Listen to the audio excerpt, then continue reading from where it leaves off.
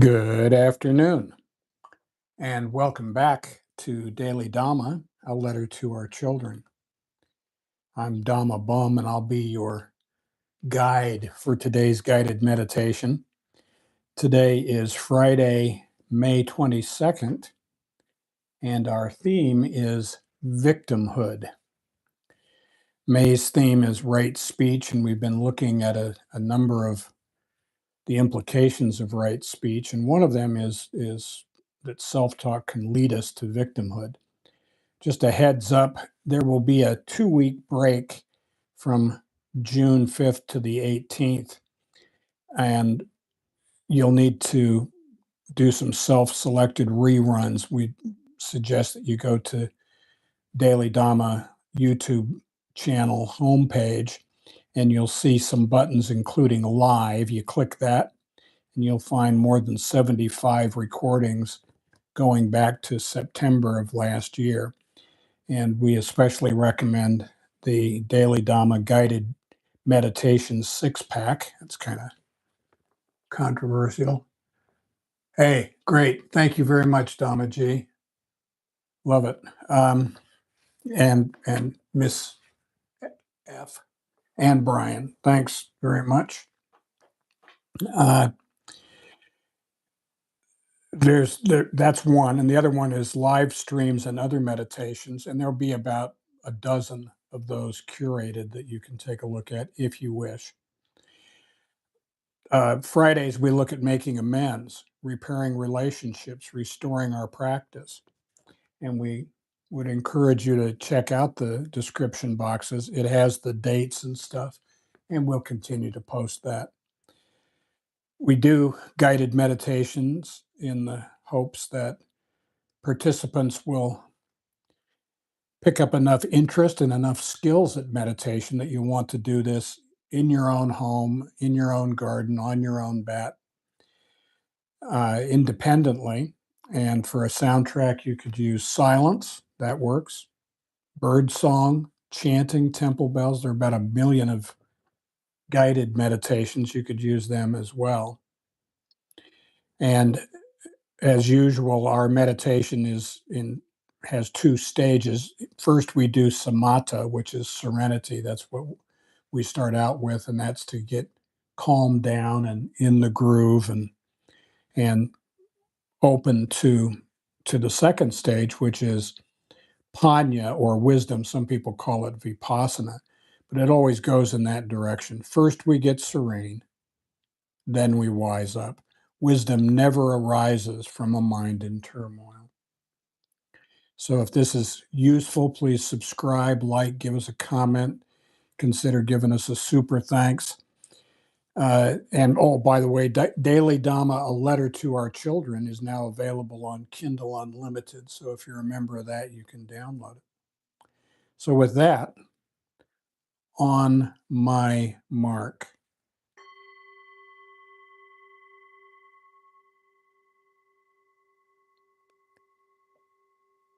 Please find yourself in a quiet spot. Spine straight, shoulders back. Lower your chin. Let your hands rest in your lap or on your thighs or your knees. Close your eyes and your mouth gently and imagine a ball of white light, an inch or two, 3 to 5 centimeters beneath your nostrils. Breathe in through your nose. Watch it go down past your heart to your stomach and back out the same way. Breathe in through your nose. Watch it go down past your heart to your stomach and back out the same way. Just smooth, natural breaths for you.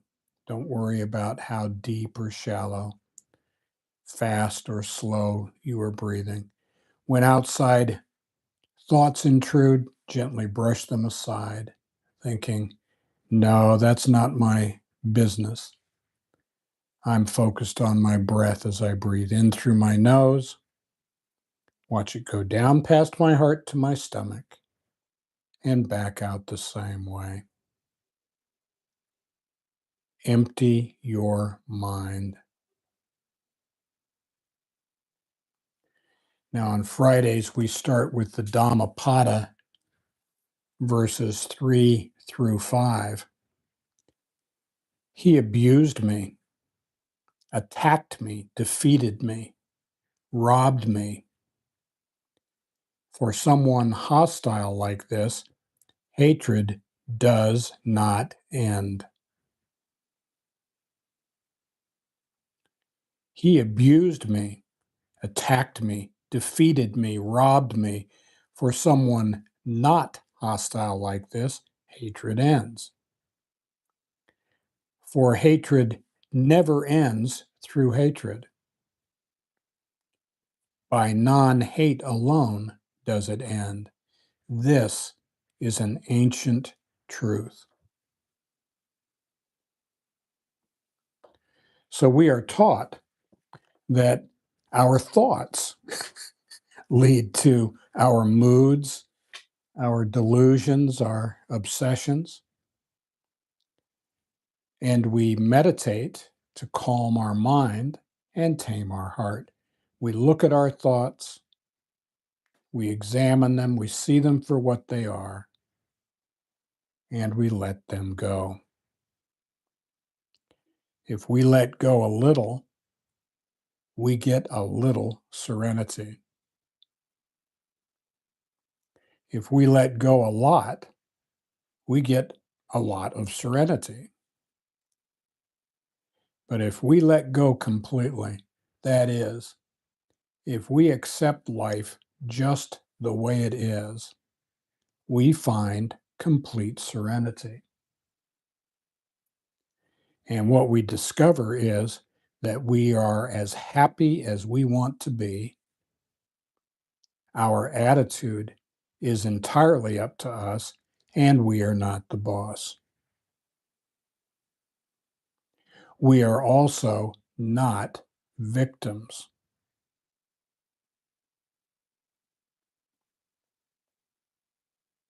We need to look again at the human condition. Our human experience consists of 5 khandhas, or clinging aggregates, and they are our body, our feelings, memories and perceptions, thoughts, and consciousness. And they are all impermanent, anicca, unsatisfactory, dukkha, and not the self, anatta. They are evanescent, not substantial, and they cause suffering. What we think and what is real are 2 different things.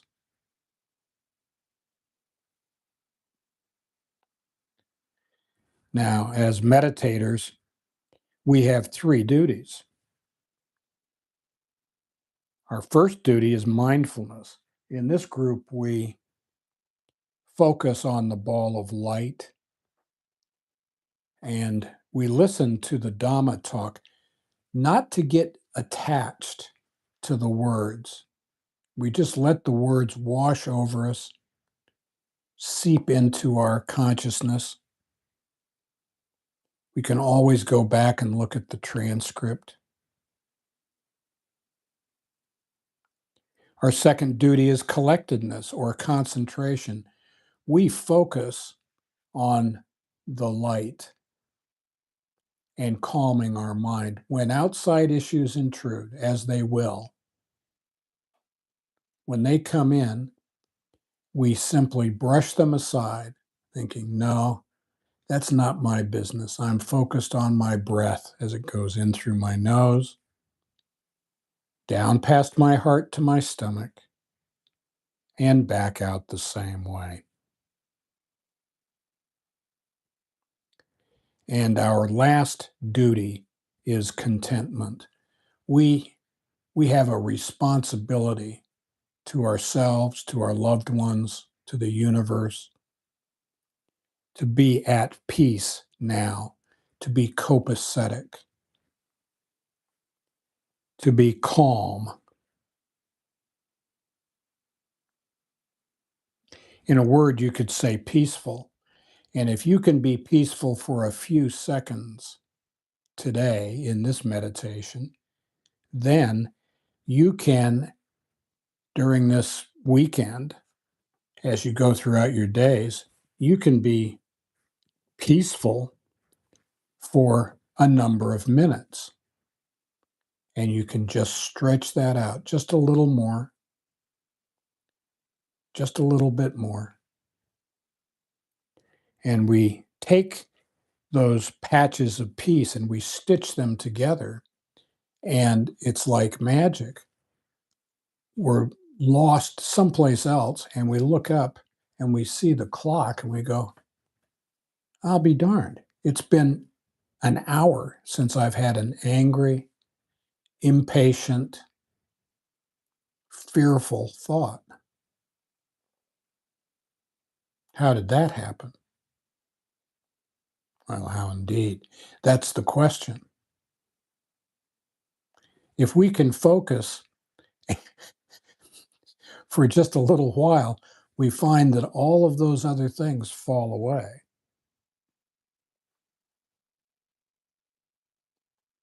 Now, as we consider our past week, let's look with cool eyes. Don't get too hooked by it. And we've got 4 questions that we can consider. When I'm looking at the unsatisfactory, dysfunctional exchanges I had with people, maybe at work or maybe at the supermarket, maybe someone at home, am I minimizing my part and exaggerating theirs? Maybe through a sense of entitlement. I think they should have brought me sprinkles, but they didn't.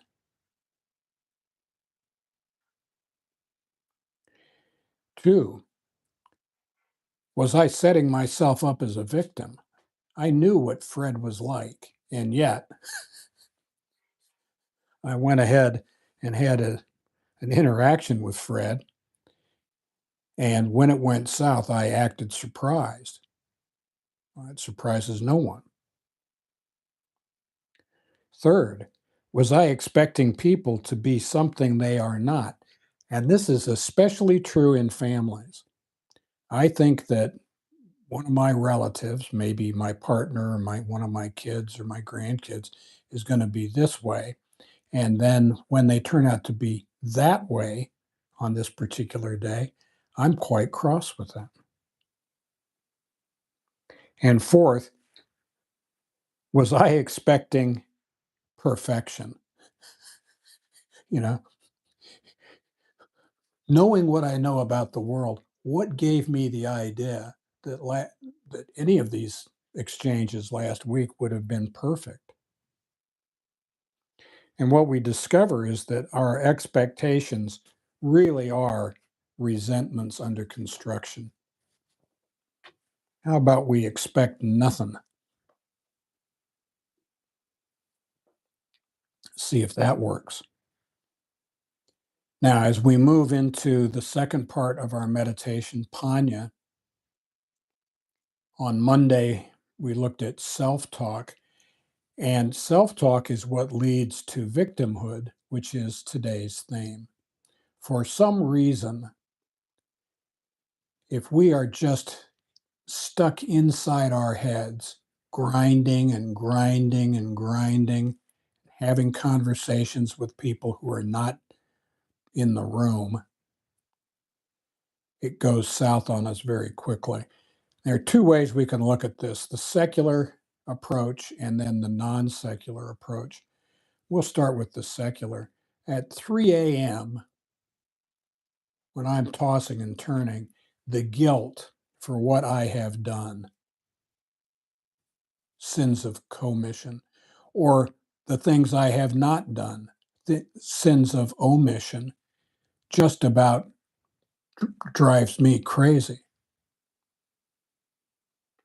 That click track is harping on past mistakes, and I suffer.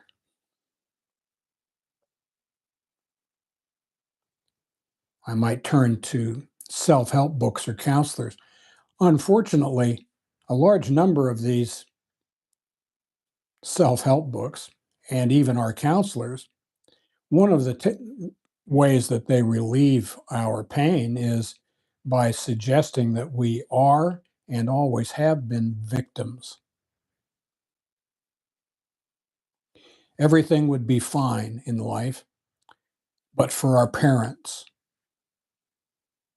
our society, God. He could fix me, but he didn't fix me. I guess he doesn't care about my special needs.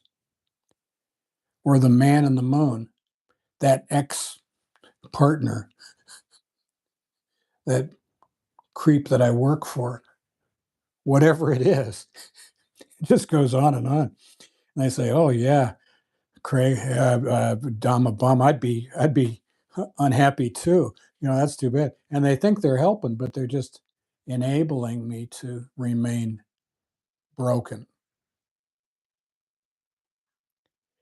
And this works because if I believe that it's their fault, then it's not my fault, and I don't feel guilty like I did. Now,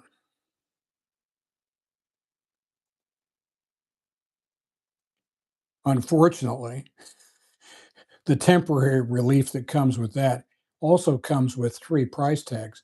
For me to believe that I'm a victim, first, I must sustain and enhance my resentment against the people, places, institutions who victimized me. I have to erect a monument to all of the horrible things that they did, and I need to worship it, because if I let them off the hook, maybe I'm responsible for my happiness. God, I don't want that to happen. It must remain something that they, whoever they are, did to us. Second price tag, the damage must, in my eyes anyway, be permanent. I I'll never recover. I am terminally unique. Never again will I be like Earth people. So I just have to continue to pick that scab and tell anybody that will listen, although after a little while nobody will, how I was damaged by these horrible things. And third, we have to expect to suffer from intermittent but intense feelings of self-pity. Poor me. I was doing so well, and then this happened. Now, that's pretty ugly, but at least it's not my fault. Well, not so fast. If I really want to know, if I think that someone has ruined my life, I'm right. And I can find that culprit by going to the nearest mirror and taking a look at it. All of us at some time in our life are victims. But to be a professional victim really takes a lot of work. Now, there's a non-secular version of this too. The Buddha said to let go of greed, aversions, and delusions. So, greed, lust, envy, acquisitive, deadly sins all arise from tanha, an insatiable thirst or hunger for more. I just want more of everything. Aversions, the things I don't like, they give rise to hatred, resentment, and ill will. I become a very grouchy person. I can just sit there and curse the entire world without breaking a sweat. And aversions separate us from God and other people. And finally, our delusions plunge us so deeply into our own drama that we have no time for the Dhamma. it turns out it's not the trauma, it's the drama, the big woohoo that I make out of whatever it was that happened to me. There's a guy out in Western Australia named Ajahn Brahm, and he put it like this: the practice of virtue means getting hold of the mind, which is being defiled by habitual patterns of unskillful reactions. The reactions of a crazy person, the reactions of someone who just cannot see. The mind is covered up with grease and dust, so it cannot see its own welfare. The practice of virtue is the first shining up and cleaning up of the mind, wiping away the accumulated dust and grime of many lifetimes. So, what he's suggesting is that if you want to feel right, act right. This is just like meditation. First, get calm, then wise up. In the Eightfold Path of Buddhism, there are three subsidiary streams, and you hear this done in different orders, but many start with sila, or ethical conduct. This is right speech, right action, and right livelihood. Don't live a double life. Be the same person to the boys that you are to the girls, that you are to the guy at the post office. Be transparent. The second stream is samadhi, or meditation, some people call it. What we're doing right now is right effort. We go to a certain place at a certain time, quiet, doesn't have to be silent, and we practice. Right mindfulness, also what we are doing now, and right concentration. And if we are living a righteous life, or if we're trying to do the right thing, if engaging in ethical conduct, then and only then we can sit in meditation. If we're living a double life, we cannot stand ourselves and we cannot sit comfortably for 3 minutes, because no matter who else doesn't know, we know, and we are somebody too. And if we sit in meditation, as we are now, panya, or wisdom, will arise. So it starts with right practice. And if we do that, we can have a different experience of life. When we clean the grease and dust off our eyes, we can see the divine spark in the people that we meet. And we can start that by watching our self-talk. The way we talk to ourselves, we wouldn't really talk to other people like that. So let's not do that. So this week, as you're going through your or weekend, as you're going through your days, if you feel restless, irritable, or discontent, take a breath, step into the next room, put your earphones in, cue up this recording. Imagine a ball of light an inch or two, 3 to 5 centimeters below your nostrils. Breathe in through your nose. Watch it go down past your heart to your stomach and back out the same way. Namaste.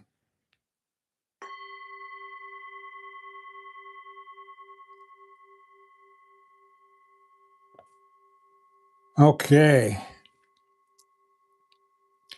Thank you very much for coming.